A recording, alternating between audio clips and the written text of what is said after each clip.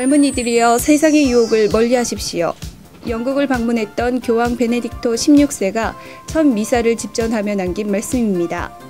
현대사회는 돈과 도박, 마약, 음란한 유혹, 사기 등이 수많은 이들을 끊임없이 유혹하고 있습니다.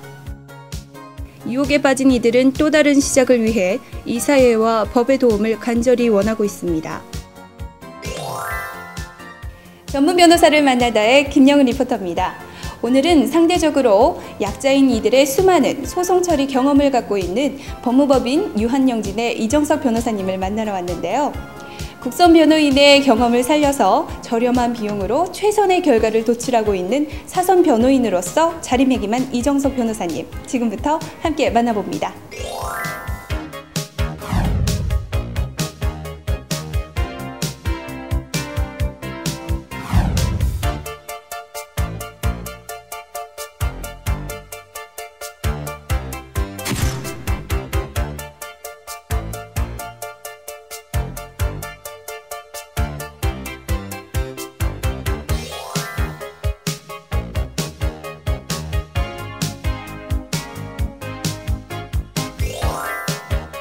변호사님 반갑습니다. 안녕하세요.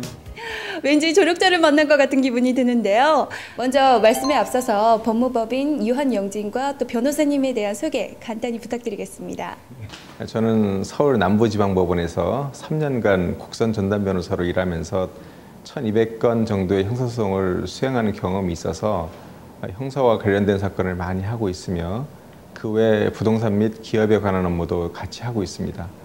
그리고 제가 속해 있는 법무법인 유한영진은 다양해져가는 법적인 분쟁을 체계적으로 해결해 드리기 위해서 각 분야의 전문적인 구성원들이 모여 있습니다. 서로의 의견을 조율하고 고객들을 위해 한마음으로 노력하는 약 50여 명의 변호사님들로 이루어진 로펌입니다.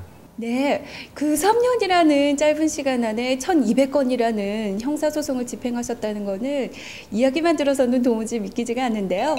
실무 경험을 쌓는 좋은 계기가 된 반면에 또 쉽지는 않으셨을 것 같습니다. 어떠셨나요?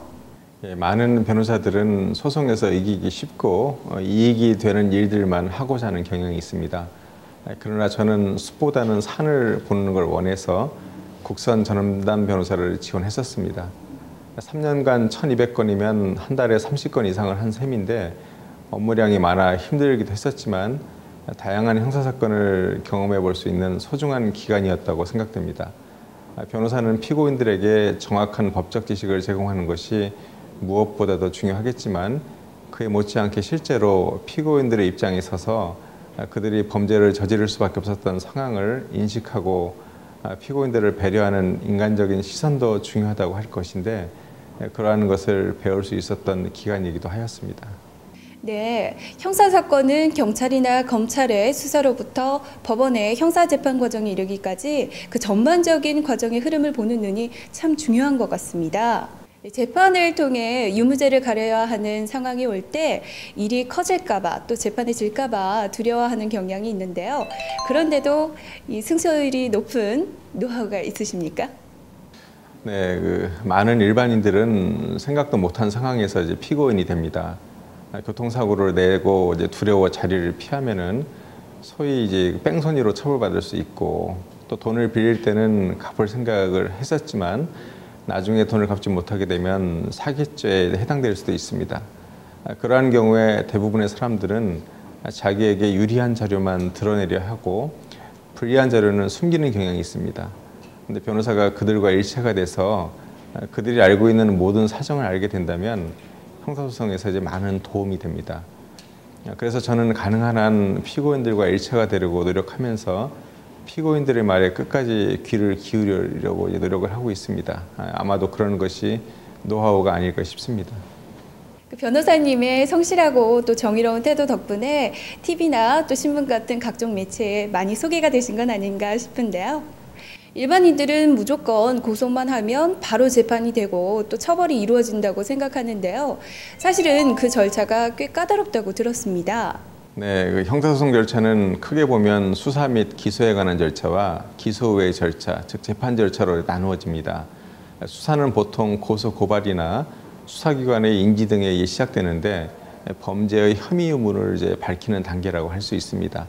수사 결과 혐의가 없거나 그 내용이 경미하면 검찰의 불기소 처분에 의해서 사건이 종결되고 혐의가 인정돼서 형사처벌이 필요하다고 보여지면 검찰에 의해 이제 법원에 기소되는데 그 이후는 이제 재판을 받게 되는 것입니다. 수사와 재판은 불구속 상태에서 이루어지는 것이 원칙이지만 범죄가 중대하고 도망이나 증거 인멸의 우려가 있을 때에는 구속 상태에서 받게 되는 경우도 있습니다. 일반인은 수사를 받게 되면 피의자의 신분이 되고 기소가 되면 피고인의 신분이 되는데 피의자나 피고인의 인권을 보호하기 위해서 형사소송법은 영장제도, 또 진술거부권, 구속적 부심사제도, 또 보석제도, 증거재판주의 등을 규정하고 있습니다. 그런데 수사나 재판을 받게 되는 당사자와 그 가족들은 말로 표현할 수 없을 정도로 많은 고통을 받게 됩니다. 변호사는 그러한 형사소송 과정에서 피의자와 피고인이 유리한 진술과 증거를 제출할 수 있도록 도와줌으로써 억울하게 처벌받지 않게 하고 그 인권을 이제 보호하는 역할을 하는 것입니다. 그렇다면 최근 형사소송이 많이 늘어나고 있다고 하던데요. 제일 의뢰가 많이 들어오는 것들은 어떤 소송인가요? 네, 그 국가 경제는 많이 나아졌다고 하지만 일반 국민들의 생활은 크게 나아지지 않았습니다. 그래서인지 금전과 관련된 사기 사건이 여전히 제일 많은 것 같습니다. 지금까지 다뤄오셨던 사건 중에서 특히 기억에 남는 사건이 있다면 무엇입니까? 그 많은 사건을 했기 때문에 이제 기억나는 사건들이 참 많은데요. 뭐 한 가지 사건만 말씀하시라고 하면은 최근에 이제 제가 그 경찰의 수사 단계부터 1심 재판까지 약 2년에 걸쳐 관여한 사기 사건이 있었습니다. 피해 금액이 적지 않았기 때문에 피고인은 판결 선고하는 날 구속될 가능성이 많았었습니다.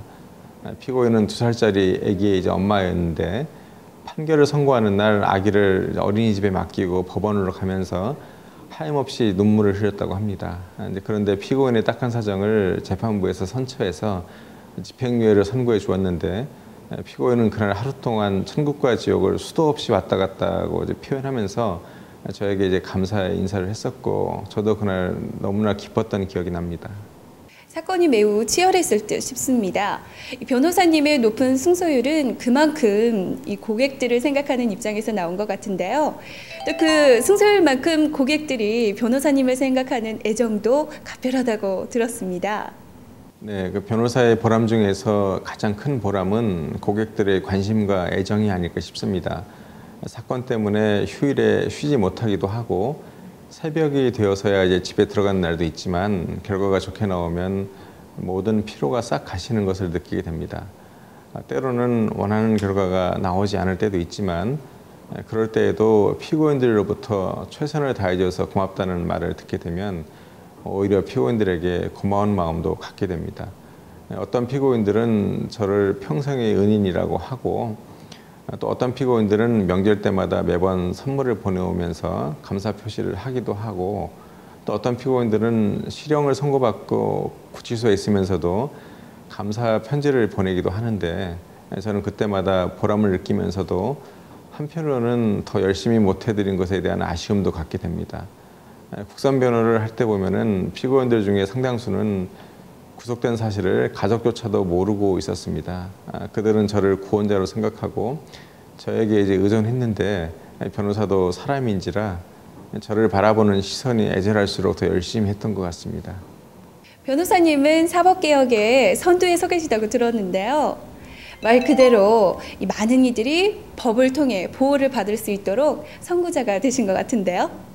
네, 제가 국선전담 변호사로 일할 때만 해도 국선전담 변호사의 수가 얼마 되지 않았는데 지금은 그때보다 훨씬 많은 국선전담 변호사님들이 전국의 법원에서 사선 변호사 못지않게 열심히 일하고 계십니다.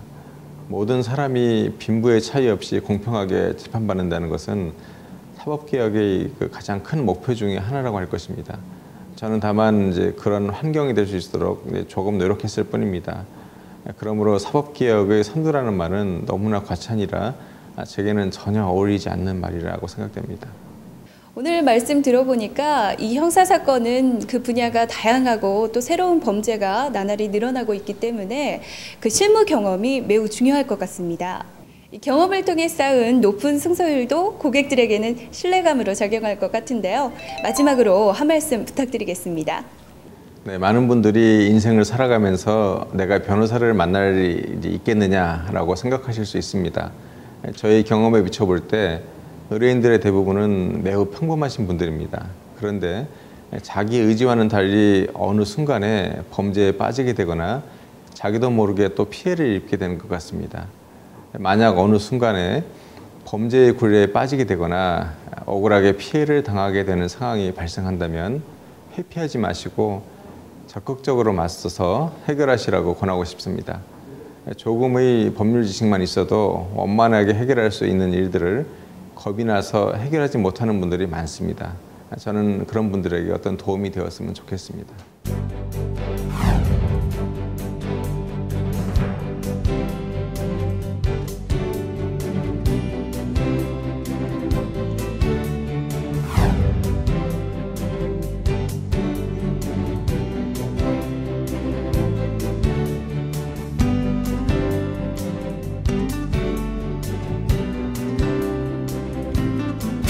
오늘은 이정석 변호사님을 통해서 사건에 대처하는 현명한 자세를 배웠습니다. 의뢰인의 일을 자신의 일처럼, 가족의 일처럼 여기고 맞서고 있는 이정석 변호사님. 이분과 함께라면 그 어떠한 사건도 소송도 전혀 두려울 것 같지 않습니다.